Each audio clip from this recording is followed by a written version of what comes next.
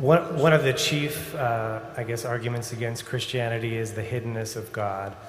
And we talk about Christianity being a personal religion, that God personally cares for each individual. How do you take into account, if you have I guess, an old age view of the universe, how do you take into account only the small light that's given to each individual, particularly you think about in maybe faraway cultures from biblical times, and it seems like the knowledge grows out over time, and now we're quite privileged, but it seems that there were many, many years where things were quite dark. Okay. Your question on the hiddenness of God, which is of course quite a big issue on which theologians and philosophers have weighed in. For those of you who have not heard the term, you've certainly wrestled with the idea.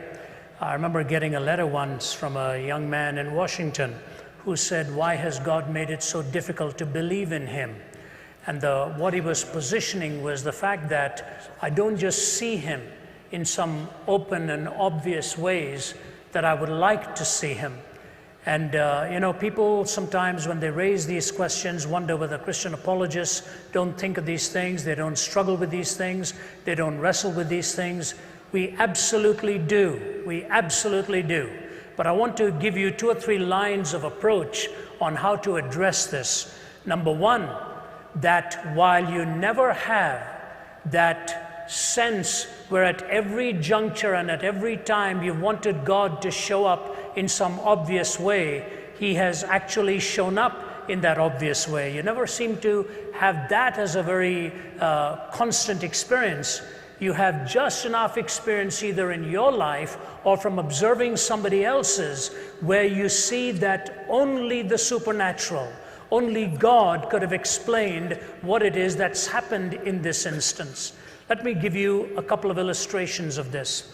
Last week I was in Williamsburg, and the day before that, just before I went and spoke there was a gentleman who had asked if I would come and visit him. He was a retired minister. He was in his 70s. The last 30 to 35 years of his life, it all began with an episode where he slipped and fell for no explainable reason at all. A few days later, he stumbled again. And by the time he was getting used to walking once more, he said, "Something is not right. I'm not able to hold my balance." They discovered some kind of a spinal problem that was deteriorating, went on from there to a wheelchair, and then to be carried about in a stretcher. And now for the last 7 years, he has been bedridden in his home there in Williamsburg. The only thing that works is from here and above. Nothing else works. He's a prisoner in his own body. And as I stood by his bedside along with my colleague, fighting the tears away, watching how terrible a situation it must be, where you cannot even move a hand of your own. And he, with his head propped up, he said to my colleague and myself, my colleague was here tonight, he said, "You know, Ravi, in the last 8 years of my life, the less able I have become, the more close I have sensed God coming to me, and the more productive I have been in creating a series of Bible studies for 780 series of studies for Bible colleges and seminaries all over the world." And by the time we finished talking with him, I was wiping the tears away from my eyes and wondering how I could ever be in a situation like that and say the things that he did. When you have lived a life that walks closely with God, you find out that physical debilitation with all of its hazards is not the ultimate destruction and the ultimate loss in your life and mine.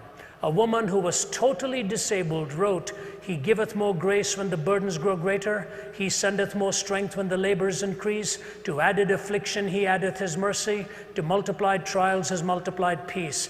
When we have exhausted our store of endurance, when our strength has failed ere the day is half done, when we reach the end of our hoarded resources, our Father's full giving has only begun. His love has no limit, his grace has no measure, his power has no boundaries known unto men. For out of his infinite riches in Jesus, he giveth and giveth and giveth again." The largest number, you please allow me to stand, I have serious back issues myself. The largest number of men and women in the Middle East today who are coming to Christ by the tens of thousands are coming to Christ because of a vision or a dream in which God has intervened in their lives. The countries have banned the gospel from coming in. I had one man in a country I shall leave unnamed. My wife and I were there meeting with him. He told us that for 7 years, and prior to that he was in Saddam Hussein's army in Iraq. He said, I knew how to do two things: make false passports and kill people without feelings. Make false passports and kill people without feelings. And I started to have this dream about Jesus every night, every night, every night. What, not one night, not 2 nights, not 3 nights, not 1 month, not 2 months, not 1 year, not 2, 3 years. And he said, then this man sitting next to me after my mother told me to leave the country lest I get killed, I escaped to this country. And after 7 years of dreaming that dream every night, he said to me, do you think God is trying to say something to you? He said, I've become a follower of Jesus Christ. He said, I'm planning to go back to Iraq and tell the story. I said, how are you planning to get back? He said, I make passports.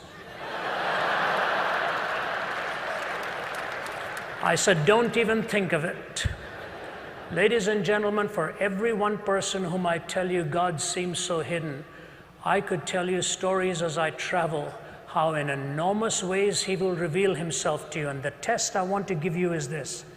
You go to bed tonight, and I'll get on your knees and ask Jesus Christ, if he's who he claims to be, to reveal himself to you in one way or the other. And I'll tell you sooner or later, he will make himself known till a point will come where you will say, there is no other explanation for what's happening other than that he is on my trail. You'll find it that he's not hidden, he's quite revealed.